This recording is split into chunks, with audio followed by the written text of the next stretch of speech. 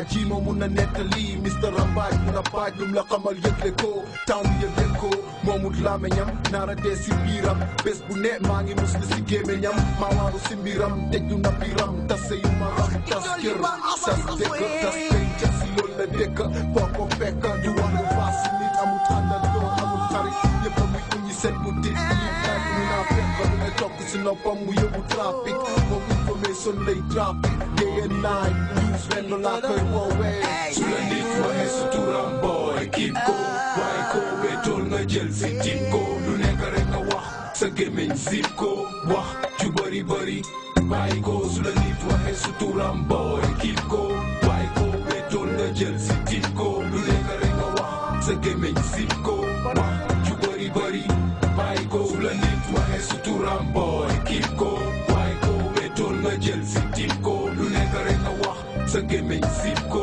wax ju bëri bëri bàyyi ko su la nit waxee su turam booy kiit ko waaye ko wetool nga jël si tiit ko lu nekk rek nga wax sa gémmiñ zip ko wax ju bëri bëri bàyyi ko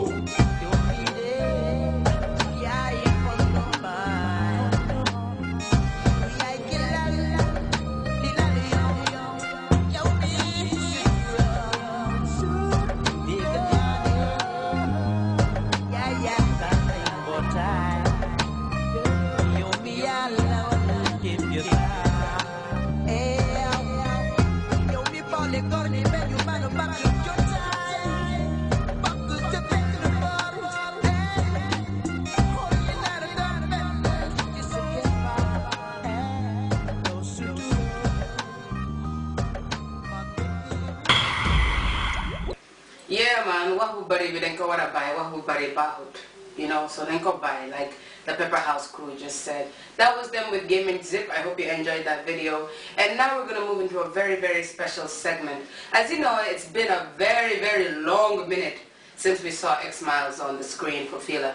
But this time around, he brought us a very, very, very interesting segment. He had a discussion with 3 key players in the music scene. Someone from the old school, someone from mid-generation who helped in production and helped actually build the new school of Gambian music, and also someone who can be called one of the pioneers of Gambian music. And in that order, I'm talking about Uncle Senami Taylor, who was part of the Super Eagles, a very, very great instrumentalist, and also Uncle Wale Rindal, who has been a great producer, who has helped a lot in building the new school Gambian music scene, and also Tiju Brain from Pepper House crew. And as we all know, Tiju Brain represents our generation, and he has a whole lot to say about that as well.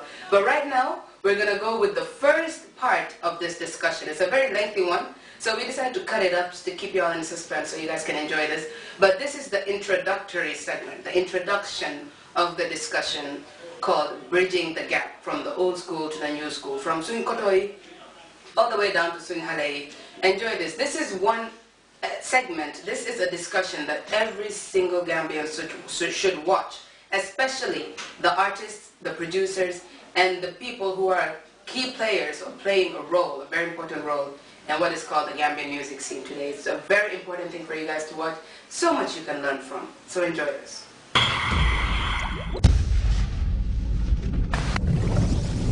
Yeah, welcome to Bridging the Gap, right here on Fila. I have the legendary, of course, no pun intended, Mr. Senami Taylor of Super Eagles and Ifambondi fame, being around the world, being around Africa. He's right here in the discussion with us. And I have Wale Rendall, a sound engineer, a musician, a technician, you name it, he's right here. And then, of course, we have Tiju Brains, music industry executive with Musical Records.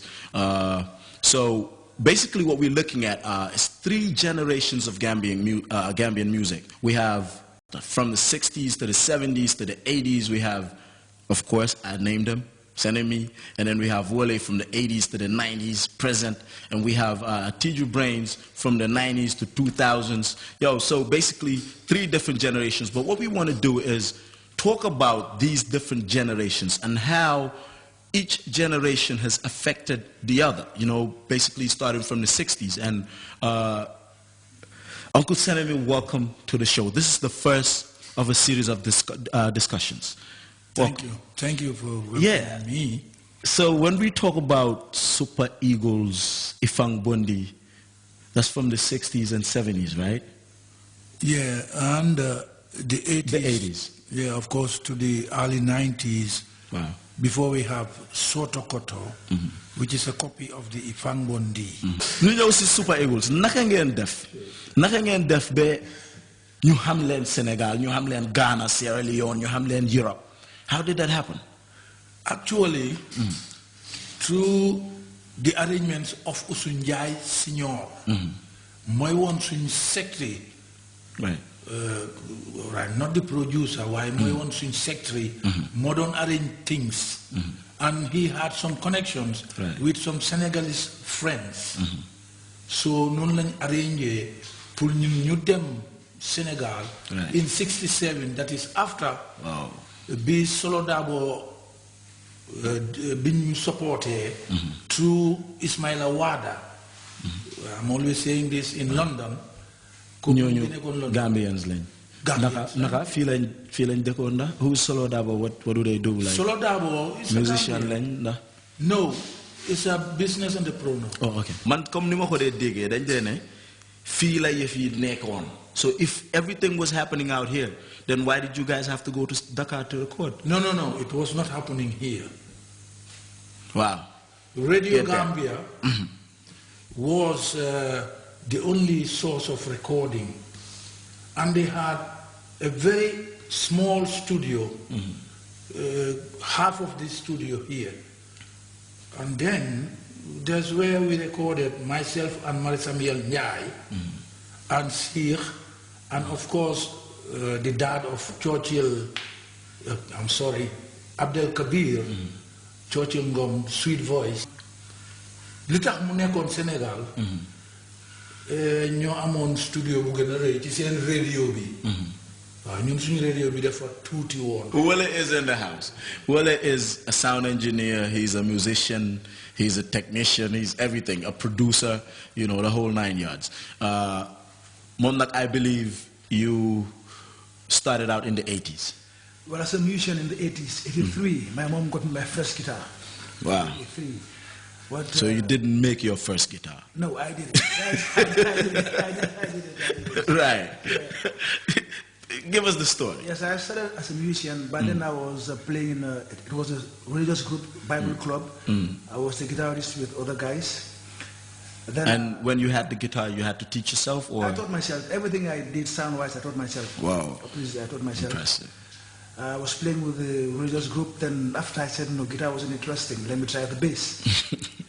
So I fabricated a bass, you know, local bass, made it myself.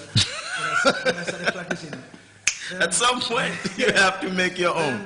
Gradually, I was given a bass guitar as a birthday present by a close friend of mine. Wow. So I started working it out myself, the hard way though, and finally I got there. And then I was then the band leader and bass man for the late Usula Njai. Yeah, so Hamnane Dal, man bima ham wole was in the 90s. Yeah. You know, Linga Linga Digga in a production, wole. So it was the name before Maham Wole, you know. By that time I was because it was through Usula Njai that I went to Yellowgate Studios with Elena. And I did a lot of productions there. Pinjabi, what's the name again? Fugitives. I did the first single, JJJ, Jigangwe Johnson, and a whole lot of others. And I was there like from 98 to. So what's the story? How did you were a musician? How did you playing sound engineer? Playing the bass, right. At the same time studying the mixer. Producer. I also play the bass and mix at the same time. But what I did, I had a small 2-octave keyboard. I put it on drums, you know. I click on C1. I listen to the sound of the drums. I go to the mixer. The drummer gives me the bass drum. I try to EQ it to get the same sound. I do the same with the bass guitar. I strike the bass guitar, go to the keyboard, and on the EQ I get the same sound. I learned the hard way. So it's like on some self-taught kind of a thing, you know. I mean, why was this though? Because Amut Fen Folen Kojange. Yeah, by then, like you said, Mr. Pai, I did piano lessons with Mr. Pai, but I wasn't interested in piano. I used to go to classes. And my